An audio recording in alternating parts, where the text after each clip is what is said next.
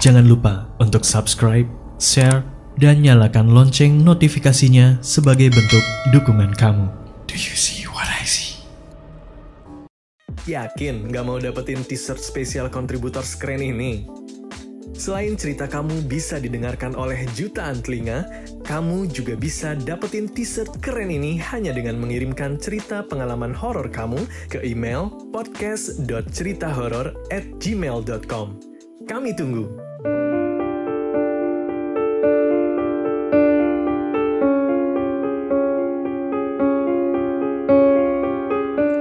Halo teman-teman semua, perkenalin nama gue Gilang Ahaditya. Ini pertama kalinya gue bakal bercerita di podcast Do You See What I See. Untuk menjaga privasi, nama tempat dan nama orang-orang yang ada dalam cerita ini bakal gue samarkan. Jadi gue sebagai pegawai swasta di suatu perusahaan swasta di Jakarta Selatan. Pas kejadian ini tuh terjadi sekitar tahun 2019 ya, awal 2019. Jadi waktu itu gue baru pindah dari tempat kerja lama gue. Jadi tempat kerja lama gue ini, gue bekerja di manajemen office rumah sakit di Jakarta Timur, rumah sakit besar di Jakarta Timur. Jadi kalau rumah sakit besar itu biasanya emang ada manajemen office, atau orang biasanya nyebut itu back office ya. Nah, gue pindah ke tempat kerja baru gue ini awal tahun 2019. Itu baru sekitar 1-5 bulanan lah ya. Lumayan lah, udah dapat teman baru, dapat teman-teman baru, kenalan baru, pengalaman baru lah, itu lumayan lah, enak. Nah, gue biasanya sama teman-teman gue itu kalau habis pulang kerja itu nggak mungkin langsung pulang, pasti kita tuh nongkrong dulu, ngopi dulu, karena mau langsung pulang pun males kan, namanya jalanan Jakarta macet, apalagi rumah gue itu kan di Bekasi ya, jadi lumayan parah lah jalan ke situ tuh macetnya. Ya udah, kita biasanya setiap hari tuh nongkrong aja gitu, nongkrong dulu sebelum pulang, ngopi dulu. Suatu malam sehabis pulang kerja, ada teman gue yang namanya Bang Wanto. Nah, Bang Wanto ini nanya sama gue, "Lang, ada nggak ya lowongan kerja buat istri gue? Istri gue ini bosan di rumah, dia mau kerja. Kalau kenalan lo ada atau teman-teman lo ada lowongan, kabarin gue dong, Lang. Istri gue mau kerja gitu. Kerja apaan aja boleh, yang penting halal." Bang Wanto bilang gitulah intinya sama gue. Gue keingetan tuh, karena sebelumnya beberapa hari yang lalu itu kebetulan gue dapet chat WA dari temen lama gue di tempat kerja lama gue, itu senior gue lah hitungannya. Ini nanyain ke gue, namanya Kak Anin ini nanya, "Lang, kalau ada kenalan atau temen gitu yang mau kerja di rumah sakit sebagai freelance, tapi sebagai freelance untuk ngurus BPJS, untuk ngurus di bagian BPJS rumah sakit, kabarin ya, lagi dibutuhin cepet dan urgent." Nah, gue keingetan di situ sama chatnya Kak Nin. Kebetulan dong ya kan, Bang Wanto baru nanya kayak gitu beberapa hari yang lalu pun Kak Nin ngechat gue seperti itu. Ya udah, kayak waktunya pas aja gitu. Gue bilang dong langsung, surprisely ya, gue bilang langsung sama Bang Wanto, "Oh ya, ini Bang, ada di tempat kerja lama gue ada yang lagi butuh pekerja, cuman sebagai freelance, nggak apa-apa?" Gue nanya gitu sama Bang Wanto. Ya Bang Wanto bilang nggak apa-apa lah, yang penting kerja aja, nanti malam gue kabarin lah ya, kata Bang Wanto gitu.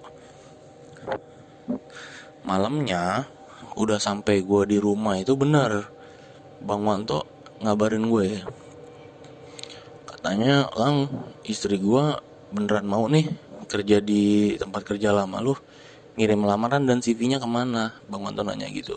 Ya otomatis gue kasih dong email kantornya Kak Nin sama nomor teleponnya ke Bang Wanto, sambil gue bilang, "Ini Bang, ngirim CV dan lamarannya ke sini ya, Kalau udah dikirim langsung kabarin gue, biar gue konfirmasi ke Kak Ninnya langsung.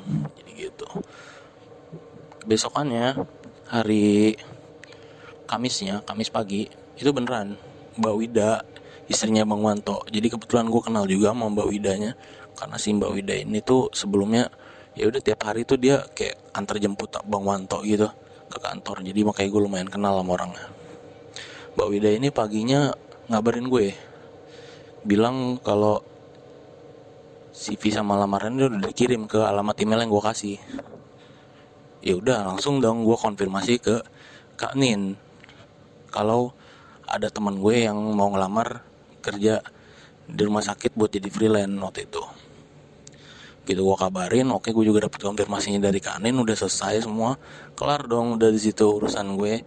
Ya gue kayak cuman jadi perantara aja kan, nggak sampai yang kayak gimana. Ya udah. Keesokan harinya, hari Jumat, itu gue inget banget, gue bener-bener masih inget sampai sekarang.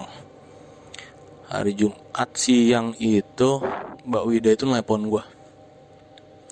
Dia nelpon gue, bilang, "Lang, makasih ya, gue udah dapat panggilan kerja di tempat kerja lama lo. Gue disuruh datang hari Minggu buat interview dan training pada hari itu." Ya gue bilang, "Bagus lah Mbak kalau gitu, berarti emang lagi rezeki," gue bilang gitu kan sama Mbak Wida. "Ya Lang, bla bla bla bla," dia bilang gitu. Gue nanya langsung, "Itu yang manggil siapa Mbak? Namanya?" Gue nanya gitu kan. Kebetulan gue lumayan kenal sama orang-orang back office rumah sakit situ. Ya, jadi gue mau tahu aja gitu siapa yang manggil Mbak Wida. Dia nggak bilang namanya tulang, dia cuman bilang dari rumah sakit ini, dari rumah sakit A gitu. Ya udah, dia cuman bilang dari rumah sakit A, manggil gue buat datang hari Minggu pagi jam 8 buat interview kerja. Oh ya udahlah, gue di situ udah lega lah, tenang lah. Oh berarti bener, berarti emang lagi rezekinya aja gitu. Ya udah, begitu Mbak Wida selesai telepon gue langsung ngabarin dong, langsung ngabarin Kak Nin lewat chat waktu itu, lewat chat WA. "Kak Nin, ini teman gue udah dipanggil kerja begini," gue bilang. "Makasih ya," gue bilang gitu. Terus Kak Nin balas waktu itu, "Iya Lang, emang kita lagi butuh urgent, lagi butuh cepet. Ya mungkin lagi rezeki temen lo," kata Kak Nin gitu kan. Ya udah tuh, singkat cerita, sorenya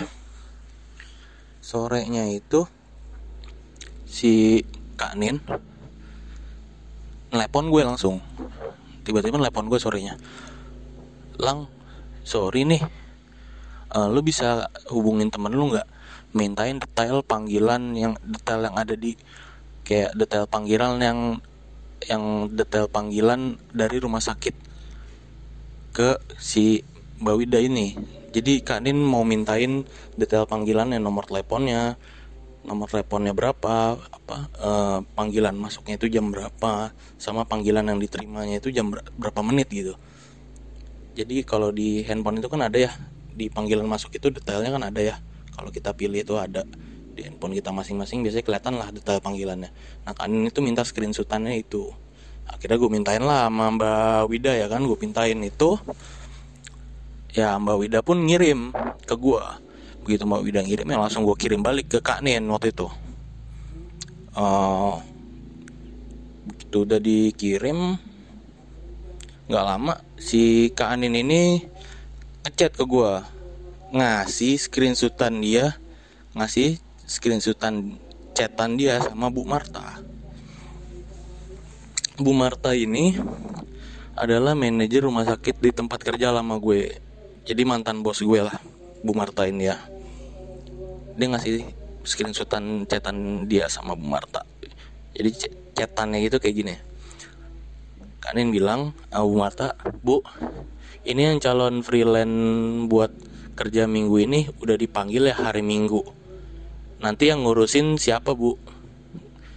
Aku kan hari Minggu libur," kata Kak Nin gitu. Karena Kak Nin itu hari Minggu libur, wajar dong dia nanya kayak gitu sama Bu Marta ya kan. Nah ini balasannya Bu Marta, ini lumayan bikin gue kaget sih balasannya Bu Marta. "Hah? freelance apa Nin, hari Minggu kapan. Ini lamaran orang yang kamu forward, lamaran calon freelance yang kamu kasih ke aku, itu belum aku kasih ke siapa-siapa. Bu Marta balas begitu. Dan itu gue langsung kaget, gue bingung, itu kok bisa kayak gitu ya. Gue gak enak aja dong kalau sampai kejadian beneran kayak gitu tuh. Gue bener-bener gak enak sama Mbak Widanya gitu. Gue gak enak sama Bang Wantonya loh. Gue jadi aneh aja gitu. Jadi bener-bener ngerasa gak enak lah intinya gitu ya kan. Ya jadi gini loh ceritanya. Ini Kak Nin yang cerita sama gue, gini ceritanya. Jadi lamarannya istrinya Bang Wanto yang di forward Kak Nin ke Bu Marta selaku manajer rumah sakit ini, itu sama Bu Marta bener-bener belum di forward ke siapapun, termasuk ke HRD yang berwenang buat manggil calon pekerja di rumah sakit, ya kan? Iya dong, biasanya kalau ada calon pekerja yang bakal tes interview, tes segala macam di rumah sakit itu ya dipanggil oleh HRD lewat telepon rumah sakit yang ada di ruangan HRD. Kebetulan teleponnya itu pun ada di ruang HRD. Jadi otomatis HRD yang harus manggil ya kan. Nah itu tuh belum dikasih sama Bu Marta ke HRD. Ya Bu Marta dan Kak Nin bingung di situ ya kan. Kenapa bisa ada panggilan masuk, dan itu pun dari screenshotan yang dikasih sama istrinya Bang Wanto dan gue teruskan ke Kak Nin. Itu screenshotannya detail screenshotan panggilan itu bener-bener itu nomor rumah sakit, nggak ada yang aneh. Itu kalau di searching di Google rumah sakit A itu bener-bener kelihatan nomor teleponnya sekian dan alamat keluar semua, pokoknya lengkap. Itu tuh bener-bener nomor telepon asli rumah sakit itu, dan itu cuma salah satu-satunya yang ada di ruangan HRD itu. Karena kebetulan nomor teleponnya pun masih pakai telepon manual kabel biasa ya kan. Ya udah, kayak bingung aja gitu. Kak Nin bingung, terus Bu Marta bingung. Kok bisa ada panggilan kayak gitu? Ditanyain lah ke HRD oleh Bu Marta, ini siapa yang manggil? Siapa yang manggil kerja calon freelance buat minggu ini? Kan aku belum ngasih ke siapa-siapa informasi ini gitu. Jadi Bu Marta tuh mikir, kata Kak Nin, Bu Marta tuh mikir takut ada sabotase data atau segala macem. Ya kan, kalau kalian tahu namanya panggilan kerja itu kan ya, biasanya ada pungutan liar atau ada ya dari oknum-oknum tertentu yang nyari keuntungan dari para calon pekerja yang benar-benar niat kerja gitu biasanya. Makanya itu tuh diusut terus hari itu sama Bu Marta. Ditanyain ke HRD pun bilang ya kita nggak tahu, karena kita pada saat itu, pada jam itu kita nggak ada di ruangan semua, ruangan kosong, kata HRD begitu. Seingat gue yang lu, ya gue inget banget pokoknya hari Jumat itu back office itu jam 11:30 itu tuh pasti kosong orang. Jadi back office itu tuh layoutnya gini, back office rumah sakit itu ada di basement rumah sakit. Satu-satunya jalan untuk ke back office itu hanya cuma lewat lift yang dari lobby kedua masuk rumah sakit itu ada lift, jadi langsung turun ke back office. Itu satu-satunya jalan buat ke back office, nggak ada lagi jalan. Itu bener-bener satu-satunya jalan yang ada di back office. Dan jam 11:30 itu seingat gue itu udah pasti kosong back office itu, karena orang tuh kayak cowok-cowok tuh ya udah pada siap-siap buat Jumatan. Yang nonis dan yang cewek-cewek itu udah pasti keluar nyari tempat buat makan siang, karena istirahatnya emang lebih cepat kalau hari Jumat. Ya udah jam 11:30 itu udah pasti kosong aja back office, udah nggak mungkin ada orang lagi. Makin bingung dong di situ, makin aneh. HRD aneh, Bu Marta kebingungan, Kak Nin pun makin bertanya-tanya di situ ya kan. Akhirnya Bu Marta ngomong gini, oke, ini udah nggak bener. Lebih baik kita ke ruang kontrol security buat lihat hasil CCTV. Siapa nih pelakunya yang manggil calon pekerja buat interview hari Minggu.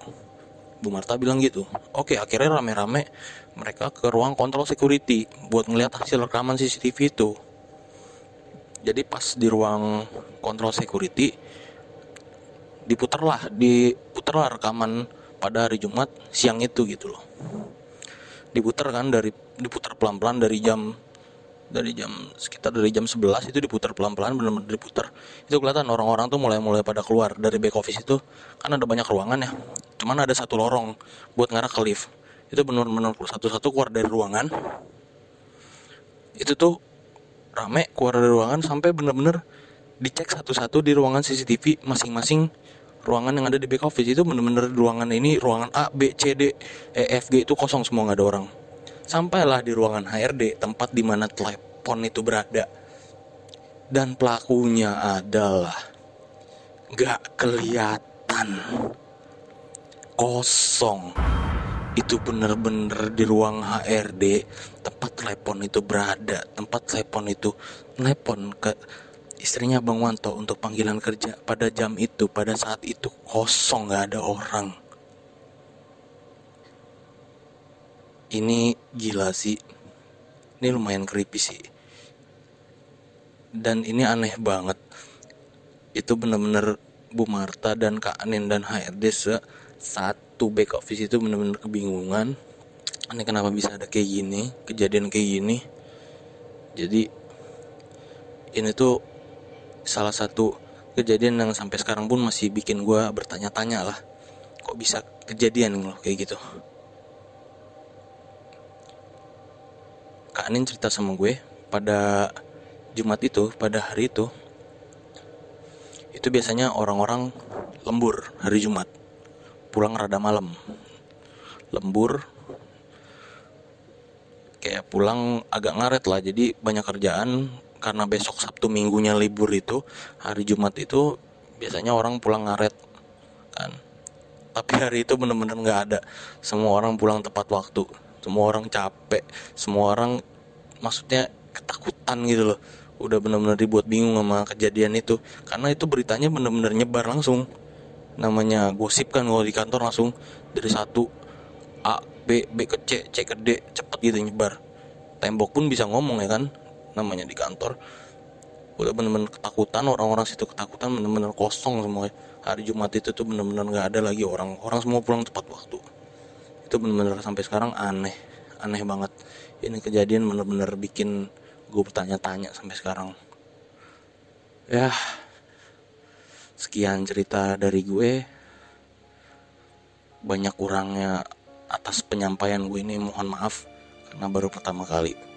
Semoga bisa menghibur kalian semua.